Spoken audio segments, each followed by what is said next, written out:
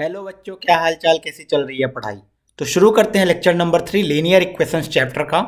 Last lecture में हमने देखा था कि किस तरीके से हम लोग साइमल्टेनियस इक्वेशन को यूजिंग क्रॉस मल्टीप्लिकेशन सॉल्व करते हैं। उसके बाद हमने थोड़ा बहुत डिटर्मिनेंट का वैल्यू निकालने सीखा था कि अगर मेरे पास 2x2 डिटर्मिनेंट हो तो किस तरीके से वैल्यू कैलकुलेट करेंगे। तो चलो एक बार तो उसी को रिपीट कर लिया, रिकैप कर लिया कि अगर सपोज मेरे पास ABCD इस टाइप का कुछ लिखा हुआ है, इसका मतलब क्या होता था कि ये दो रोज दो कॉलम है तो 2x2 का डिटर्मिनेंट है। और इस डिटर्मिनेंट का वैल्यू आता कितना था, तो ये सबको पता होगा, AD minus BC, A into D minus B into C, ये आता था। ठीक है, चलो ये तो हमारा हो गया डिटर्मिनेंट का वैल्यू। तो इसी तरीके से हमने 2-4 एग्जांपल किया था, तो फिर से मैं ले लेता हूं 2, 5, 7, 10 इसका वैल्यू पूछा गया है। तो तुम बोलोगे 2 इंटू 10 माइनस 5 इंटू 7 कितना हो गया, 20 माइनस 35 कितना आ गया, -15। दिस मीन्स इस डिटर्मिनेंट का जो वैल्यू था वो -15 था। तो आई गेस सबको ये डिटर्मिनेंट का वैल्यू निकालने आ गया होगा। अब तुम अगर प्रैक्टिस करना चाहते हो डिटर्मिनेंट का वैल्यू पे, तो तुम कुछ भी खुद से ले लो। चलो 5, 7, 11 -2 बताओ कितना आएगा डिटर्मिनेंट का वैल्यू। तो तुम बोलोगे 5 इंटू -2 -10 माइनस 11 इंटू 7 77, तो ये कितना आ गया, -87। तो इस तरीके से तुम डिटर्मिनेंट का वैल्यू निकाल सकते हो। चलो अब इसका यूज कैसे करेंगे उसमें वो देख लेते हैं। देखना, मेरे पास अगर इस टाइप का इक्वेशन गिवन हो A1x plus B1y plus C1 is equal to 0, and दूसरा इक्वेशन हो A2x plus B2y plus C2 is equal to 0। ठीक है, तो अगर इस टाइप का इक्वेशन गिवन है मेरे पास, तो हम लोग x एंड y की वैल्यू निकालते थे क्रॉस मल्टीप्लिकेशन यूज करके, और वो आता था मेरा x इज इक्वल टू, अगर याद करें तो 1 के नीचे लिखने वाले थे हम लोग A1B2 माइनस A2B1। ठीक है, और ऊपर क्या लिखते थे, याद करो, x वाले के लिखने के लिए x वाले को ढक दिया B1C2 माइनस B2C1, ऐसा कुछ लिखते थे। सिमिलरली जब y की वैल्यू फाइंड आउट करते थे तो y is equal to minus time ले लेते थे 1 के नीचे, तो ये A1B2 माइनस A2B1 ही रहता था। ऊपर क्या आ जाता था, तो यू विल से y के लिए y वाले को ढक दो A1C2 माइनस A2C1 आ जाता था। तो ये हमारा x एंड y का वैल्यू था यूजिंग क्रॉस मल्टीप्लीकेशन। लेकिन ये सेम कंडीशन, अब देखो जब तुमने ये लिखा B1C2 माइनस B2C1, तो बेसिकली सोचो ये है क्या, या फिर A1B2 माइनस A2B1 लिखा तो ये है क्या। तो अभी तुरंत तुम्हें पता चलेगा, जो अभी हमने डिटर्मिनेंट का वैल्यू फाइंड आउट किया था, something into something minus something into something, ये इसी फॉर्म में लिखा हुआ है। देखो ये इसी फॉर्म में लिखा हुआ है A1B2 माइनस, दिस मीन्स ये कुछ ऐसा होगा A1B2 माइनस A2B1 बोल लो, या फिर यहां पे A2 ले लो B1। देखो इस डिटर्मिनेंट का वैल्यू निकालोगे तो कितना आएगा, A1B2 माइनस A2B1, एग्जैक्टली यही आएगा क्या, बोलो हाँ। ठीक है, तो तुमने देखा कि ये तो एक्चुअल में ये डिटर्मिनेंट के फॉर्म में कुछ लिखा हुआ है, ये भी डिटर्मिनेंट के फॉर्म में कुछ लिखा हुआ है, ऊपर वाला भी समथिंग का डिटर्मिनेंट लिखा हुआ है, ऊपर वाला भी समथिंग का डिटर्मिनेंट लिखा हुआ है, और बेसिकली ये दोनों डिटर्मिनेंट सेम हैं। ओके, और ये दोनों डिटर्मिनेंट किसके हैं, A1 A2 B1 B2 के हैं। ओके, तो इसीलिए मैंने बोला था ये जो लीनियर इक्वेशंस का सॉल्यूशन होता है इसको डिटर्मिनेंट के फॉर्म में भी लिख सकते हैं। तो अगर डिटर्मिनेंट कैलकुलेट करने आता है तो हम लोग हमेशा डिटर्मिनेंट के फॉर्म में लिख सकते हैं सॉल्यूशन को। ओके, तो अब ये डिटर्मिनेंट वाला क्यों सीख रहे हैं, क्योंकि जब हम लोग लीनियर इक्वेशन इन 3 वेरिएबल सीखेंगे तो वहां इस तरीके से मेथड ऑफ सब्स्टिट्यूशन या एलिमिनेशन कर ही नहीं पाएंगे, बहुत ज़्यादा टाइम लग जाएगा। पहले तुम x को एलिमिनेट करोगे 2 इक्वेशन यूज करके, उस x को एलिमिनेट करने के बाद तीसरे इक्वेशन से x को एलिमिनेट करके फिर y एलिमिनेट करोगे, फिर z आएगा, इस तरीके से बहुत लंबा चलता जाएगा। इसीलिए हम लोग डिटर्मिनेंट वाला चीज यूज करते हैं 3x3 वाले में, जिसमें 3 वेरिएबल्स एंड 3 सॉल्यूशन इक्वेशंस हो।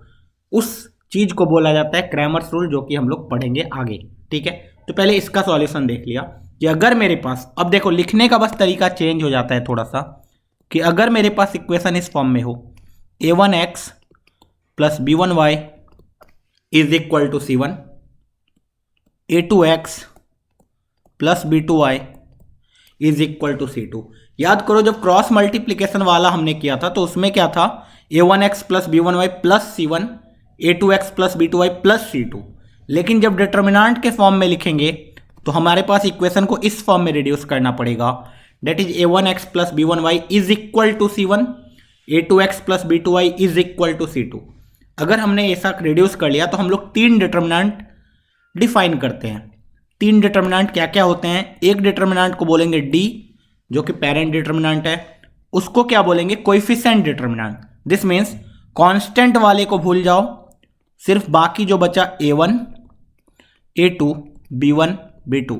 तुम्हें कुछ समझ में आ रहा होगा, A1, A2, B1, B2 is same as नीचे वाला चीज। ओके, अब देखना इसके बाद डिफाइन किया जाता है D1 डिटर्मिनेंट 1। अब डिटर्मिनेंट 1 किसको बोला गया, तो बोला गया x के ऊपर वाले को जनरेट करेंगे। तो x के ऊपर वाले के लिए हम लोग क्या करते थे, x वाले को पूरा का पूरा ढक देते थे। तुम्हें क्या करना है, इस D में ध्यान से सुनना, इस D में x के जगह मतलब x वाले कोएफिशिएंट के जगह ये कांस्टेंट वाला कोएफिशिएंट लिख दो बस, बाकी सब कुछ सेम रहने दो। सिमिलरली एक D2 डिफाइन करो। D2 के लिए तुम्हें क्या करना पड़ेगा कि y के जगह पे सिर्फ कांस्टेंट वाला रख दो, बाकी सब कुछ सेम रहने दो। B1, B2 के जगह तुम C1, C2 कर दो, बस ये तीन चीज डिफाइन कर लो। ठीक है, ये तीन चीज डिफाइन करना बहुत इजी। मतलब मैंने क्या किया, मेरे पास इक्वेशंस गिवन होगा, मैं उसको इस फॉर्म में लिखूंगा। मुझे ऑलरेडी पता चल चुका होगा A1 क्या है, A2 क्या है, B1 क्या है, B2 क्या है, C1 क्या है, C2 क्या है। अब मैं एक डिटर्मिनेंट डिफाइन करूंगा जो कि D होगा। ये निकालने सबको आता है।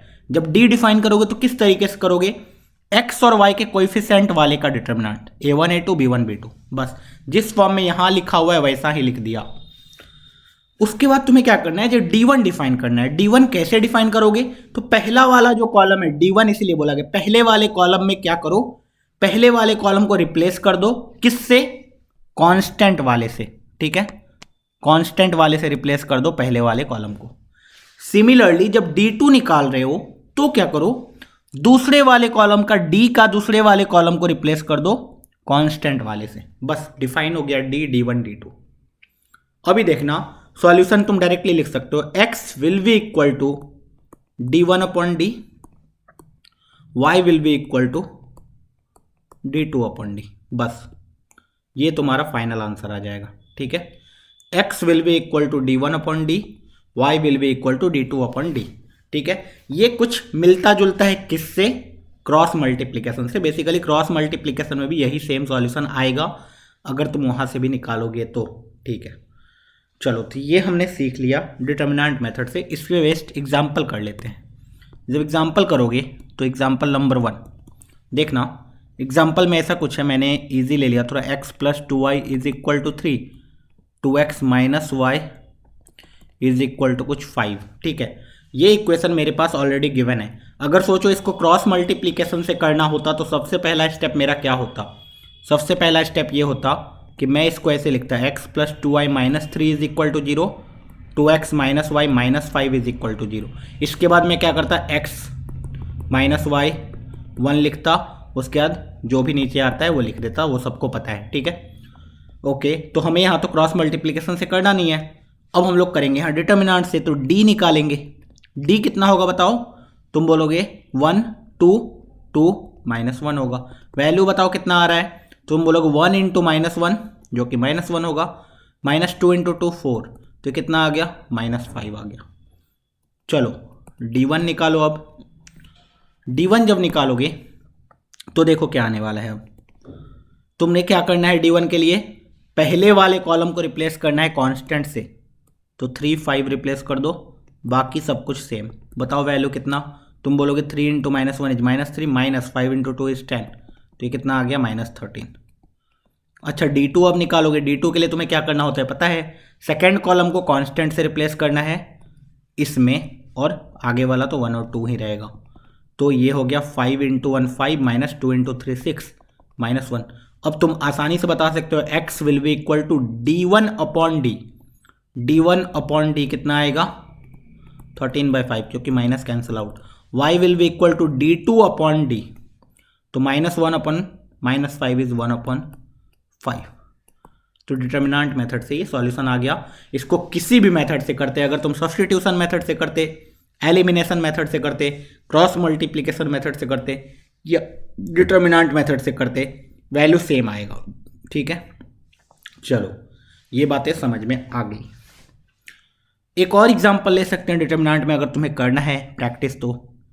एग्जांपल नंबर 2, सपोज मैंने ले लिया 2x minus 3y is equal to 7 and 2x minus 3y is equal to 7 and x minus 5y is equal to 11। ठीक है, कुछ भी ऐसा ले लिया रैंडम। तो बताओ तुम क्या करोगे? तुम बोलोगे सर मैं तो डिफाइन करूंगा d कितना होगा? तुम बोलोगे सर 2 1 माइनस 3 माइनस 5 कितना आ रही है? -10 माइनस माइनस प्लस 3 -7 आ गया। अच्छा d1 डिफाइन करूंगा सर। d1 मतलब क्या सर? पहले कॉलम को रिप्लेस कर दूंगा 7 11 से, बाकी सबको सेम रख दूंगा। ओके, ये कितना आ रहा है? 7 into 5 sir -35 minus 11 into 3 33 with negative sign, लेकिन एक माइनस है तो ये आ गया सर -2। अच्छा अब क्या करोगे सर? d2 डिफाइन करूंगा। d2 क्या होता है? तो पहले वाले कॉलम को सेम रखो, दूसरे वाले कॉलम में सर कांस्टेंट से रिप्लेस कर दो। कितना आ गया? 11 इंटू 2 22 माइनस 7 कितना आया बताओ? 15। तो अब बताओ आंसर कितना? तो तुम बोलोगे सर x तो आ गया फटाक से, क्या d1 अपॉन d 2/7। अच्छा y कितना आ गया फिर? तुम बोलोगे sir y d2 upon d minus of 15/7। कितना सिंपल, कितना सिंपल। मतलब तुमने बस एक डिटर्मिनेंट की वैल्यू निकालने सीख ली। तो बेसिकली हम लोग वही कर रहे हैं जो क्रॉस मल्टीप्लिकेशन में करते थे, बस लिखने का तरीका चेंज हो गया। ओके चलो एक अब क्वेश्चन करते हैं, उसको बताना, देखना वहाँ क्या लोचा होने वाला है। अब सपोज मैंने एक क्वेश्चन दिया x plus Y is equal to 7, दूसरा है 2x plus 2y is equal to 3। Okay, अब निकालना है इसका सॉल्यूशन। तो तुमने बोला सर d निकालेंगे, d क्या होगा? तुम बोलोगे 1 2 1 2। ओके ये कितना आ रहा है? तुम बोलोगे 1 इंटू 2 2 माइनस 2 0। लोचा हो गया। क्या लोचा हो गया अभी पता चलेगा। d1 निकाला तुमने, d1 कितना आएगा तुम्हें पता है? यहाँ 7 3 रख दोगे और यहाँ 1 2 ही रहने दोगे। कितना आ गया? 7 इंटू 2 14 माइनस 3 11। अच्छा d2 निकालोगे, d2 में क्या करोगे? यहाँ 1 2 ही रहने दो, यहाँ 7 3 कर दो, ये कितना आ गया? 3 माइनस 14 माइनस 11। अब जब x लिखने जाओगे वो कितना आएगा? d1 upon d 11 upon 0। y लिखने जाओगे तो माइनस 11 अपॉन 0। ये तो अनडिफाइंड आ गया, अनडिफाइंड आ गया, नो सॉल्यूशन आ गया, कुछ सॉल्यूशन ही नहीं है इसका।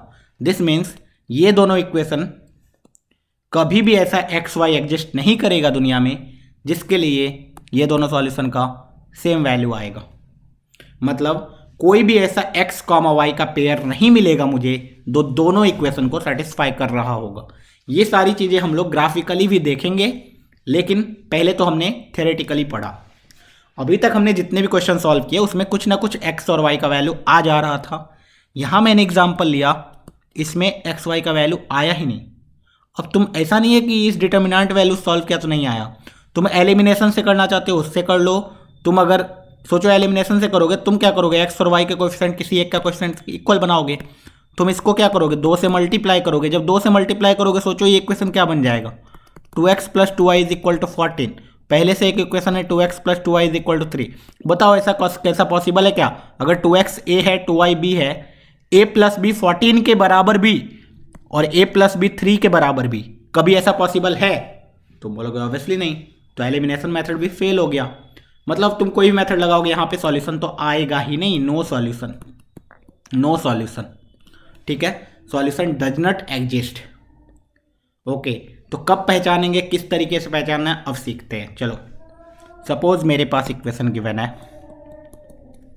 हमें क्या क्या आ सकता है कंडीशन देखना। अब मेरे पास इक्वेशन गिवन है a1x plus b1y is equal to c1, a2x plus b2y is equal to c2। इस टाइप का कुछ इक्वेशंस गिवन है।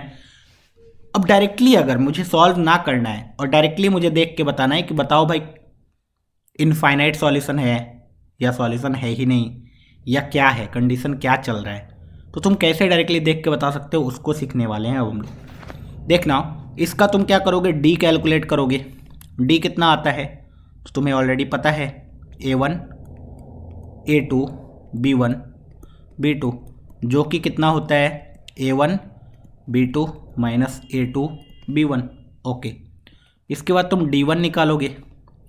D1 निकाला तुमने, क्या क्या आया, तो तुमने बोला C1 C2 और यहाँ से B1 B2, ये वैल्यू कितनी आती है, तुम बोलोगे B2 C1 minus B1 C2। Okay, देखते चलो बस। अब उसके बाद तुमने D2 निकाला, D2 कितना आएगा, तुम बोलोगे A1 A2 रहने दिया, C1 C2 लिख दिया, this will be equal to A1 C2 minus A2 C1। Okay, अब मुझे इतना पता है कि x is equal to D1 upon D, y is equal to D2 upon D. Cross multiply, x into D is equal to D1 बोल सकते हैं,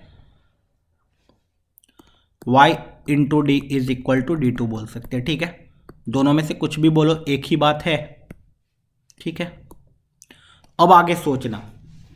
अभी तक हमने क्या किया, बस सॉल्यूशन लिखा कि इक्वेशन गिवन है, डी निकालेंगे, D1 निकालेंगे, D2 निकालेंगे, ऐसा कुछ सॉल्यूशन आ जाएगा। अब इसके बारे में सोचना, इफ तुम्हें दिख रहा होगा कि मेन जो मुद्दा खड़ा हुआ लास्ट वाले क्वेश्चन में जो सॉल्यूशन नहीं आया, वो किसके कारण नहीं आया, ये जीरो के कारण। अगर सपोज ये कुछ जीरो की जगह कुछ और आ जाता, 5 आ जाता, और इन सब में से कोई जीरो आता है कोई 5 आता, उससे कोई फर्क पड़ता, तुम्हारा मतलब कोई भी number upon non zero number हमेशा कुछ ना कुछ वैल्यू दे देता। दिस मीन्स लोचा किसके कारण आया, इस डी के कारण। डी जीरो हो गया, इसी कारण से प्रॉब्लम हो गया। चलो, तो हम लोग यहाँ केस बनाएंगे, if D is not equal to zero. अगर डी जीरो के बराबर है ही नहीं तो क्या होगा, सोचो। तो डी अगर नॉट इक्वल टू जीरो है तो कोई प्रॉब्लम होगा कभी, बोलेंगे नो प्रॉब्लम। नो प्रॉब्लम मतलब नो प्रॉब्लम क्या लिखे, लिख दो यूनिक सॉल्यूशन, है ना।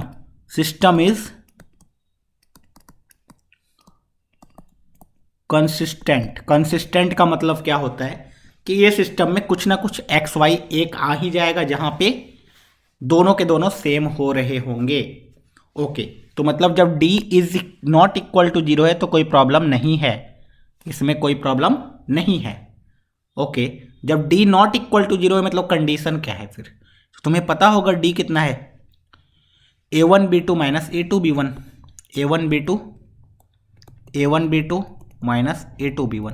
अच्छा, जिन्हें भी ये याद नहीं रखना है उनके लिए फाइनली मैं बताऊंगा कि ये याद रख लो, इससे देख के पता चल जाएगा सॉल्यूशन है, ये याद रख लो, इससे देख के पता चल जाएगा सॉल्यूशन नहीं है। अभी तो मैं क्या कर रहा हूँ, थोड़ा बहुत प्रूफ करने की कोशिश कर रहा हूँ, तो जिन्हें समझ में आ रहा है बहुत बढ़िया बात है, नहीं समझ में आ रहा तो पैनिक करने की जरूरत नहीं है कि तुम्हें कुछ आ ही नहीं रहा है, तुम्हें समझ में आ जाएगा, बस बने रहो। ठीक है, अब देखो, this is not equal to zero, इसका मतलब क्या है कि a1 b2 is not equal to a2 b1, ये दोनों बराबर नहीं होंगे तो वो कभी जीरो नहीं होगा।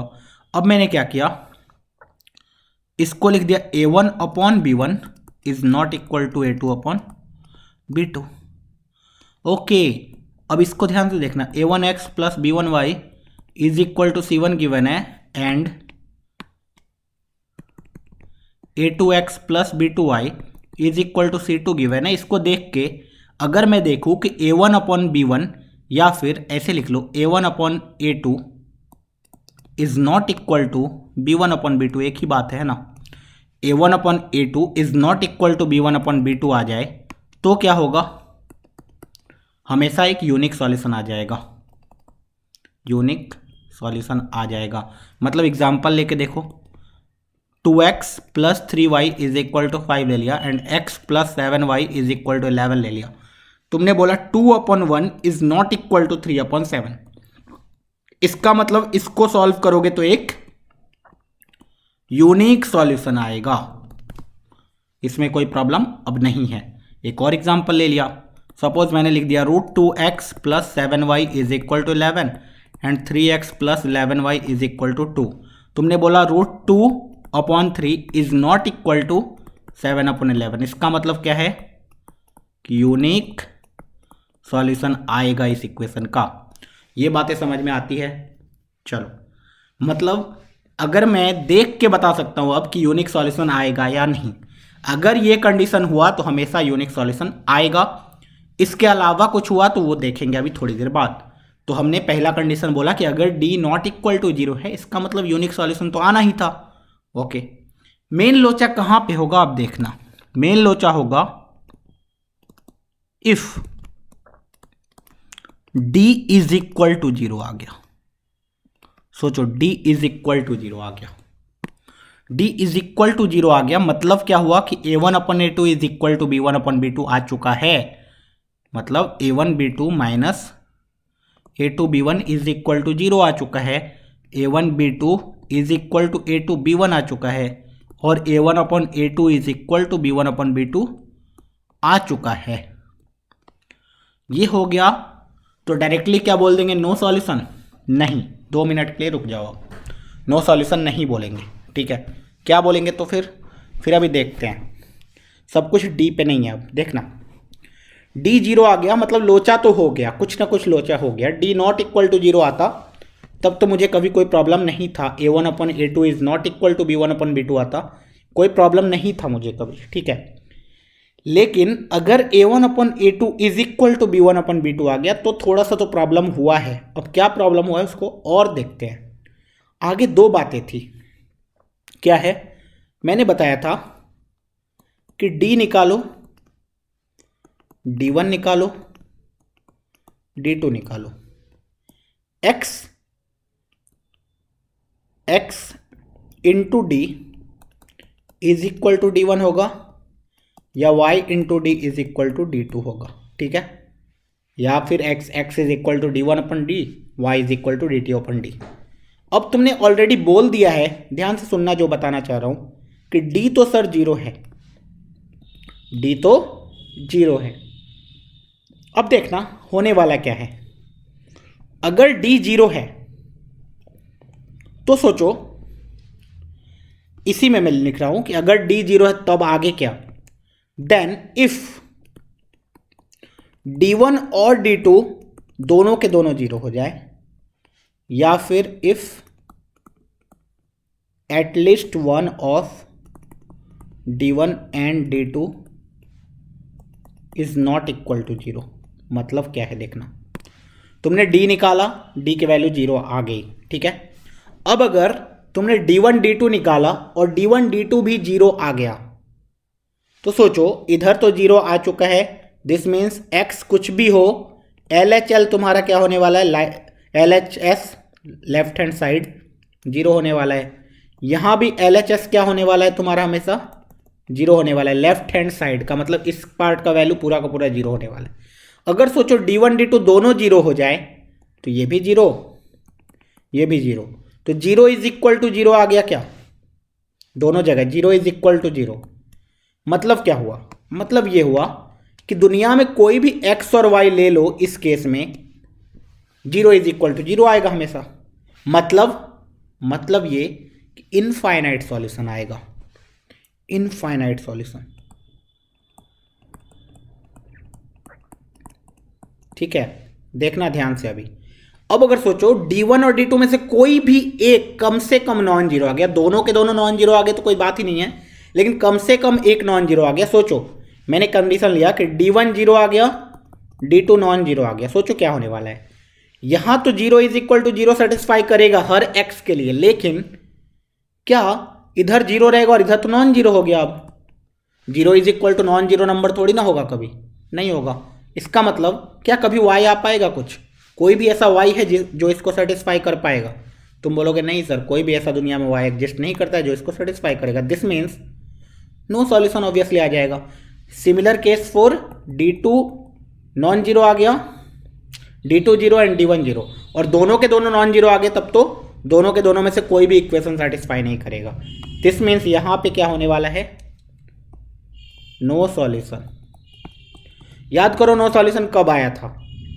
अभी एग्जाम्पल जब लिया था तो इसमें d 0 आया था, d was 0, लेकिन d1 और d2 नॉन जीरो आ गए थे। इसीलिए यहां पे क्या हो गया था, अनडिफाइंड और नो सॉल्यूशन। अगर D1 और D2 दोनों के दोनों जीरो आ गए होते तो तुम बोलते इनफाइनाइट सॉल्यूशन। समझ में आ रहा है? ठीक है।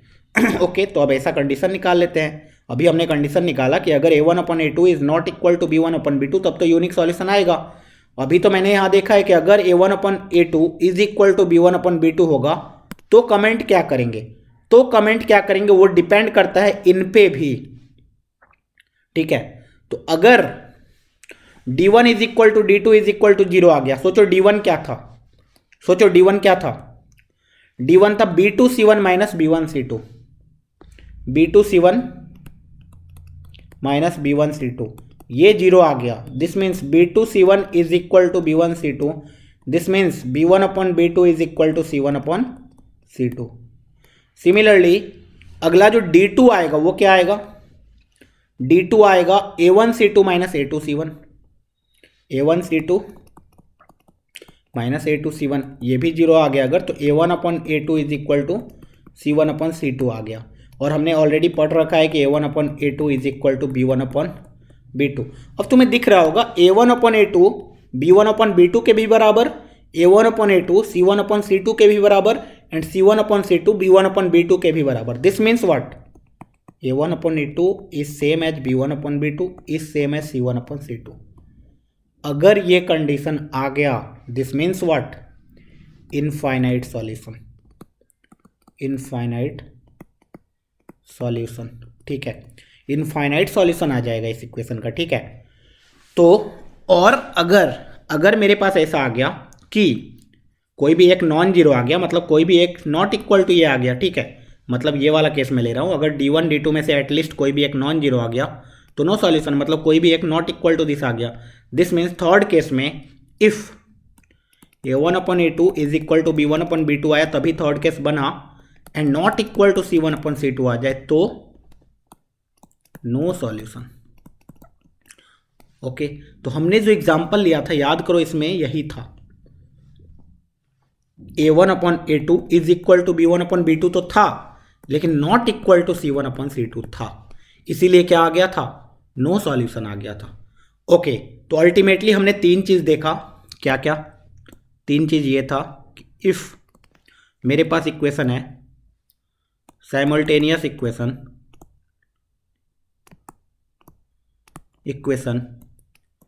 A1x plus B1y is equal to C1, A2x plus B2y is equal to C2 are given.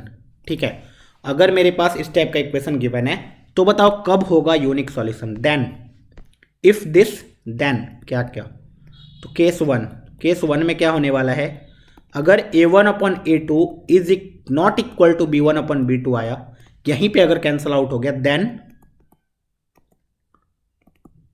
Unique solution. ठीक है, याद रखना इसको। केस 2, अगर A1/A2 is equal to B1/B2 is equal to C1/C2 आ गया, देन इनफाइनाइटली मैनी सॉल्यूशन। ठीक है, केस 3, अगर A1/A2 is equal to B1/B2 is not equal to C1/C2 आ गया, देन नो सॉल्यूशन। ठीक है, तो अभी तक जो भी प्रूफ समझ में आया बहुत ही बढ़िया, नहीं समझ में आया तो ये तीन कंडीशन बस याद रख लो, तुम्हारा काम खत्म। तुम हमेशा बता सकते हो कि यूनिक सॉल्यूशन आएगा या नो सॉल्यूशन आएगा या इनफाइनाइटली मैनी सॉल्यूशन आएगा। ठीक है, तो देखो ध्यान से इस चीज को एग्जाम्पल के थ्रू कर लेते हैं। क्वेश्चन आया, तुम्हें बताना है कि यूनिक सॉल्यूशन आएगा, यूनिक सॉल्यूशन मतलब US, ठीक है, नो सॉल्यूशन मतलब NS, and infinitely many solution मतलब IS, इनफाइनाइट सॉल्यूशन। ठीक है, ये याद रखना। अब चलो एग्जाम्पल नंबर 1, तुम्हें बताना है, कमेंट करना है। मैंने एक इक्वेशन दिया x plus Y is equal to 7 and 2y plus 3 is equal to 1, बताओ क्या आएगा। तो तुमने बोला सर यूनिक सॉल्यूशन, क्यों sir 1/2 is not equal to 1/3, तो यूनिक सॉल्यूशन।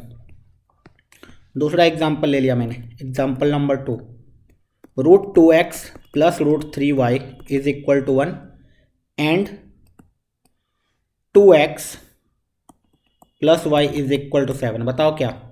तुम बोलोगे सर यूनिक सॉल्यूशन। क्यों? Sir √2/2 is not equal to √3/1। तो इसका मतलब यूनिक सॉल्यूशन सर।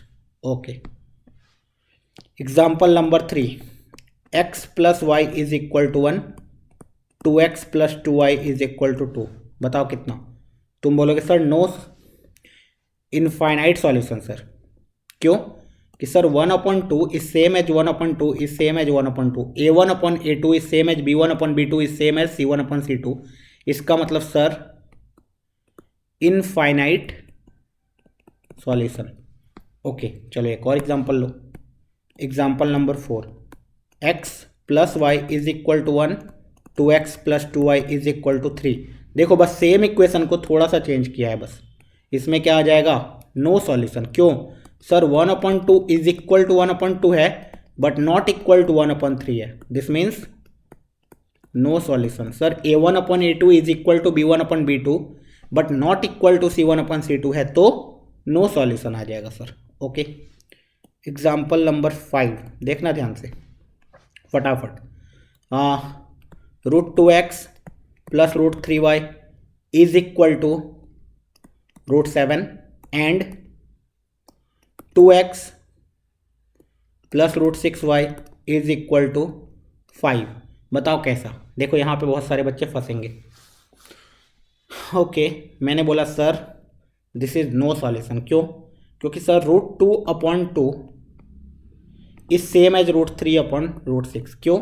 क्योंकि sir √2/2 and this is √3/√2 into √3 and this is √2 into √2।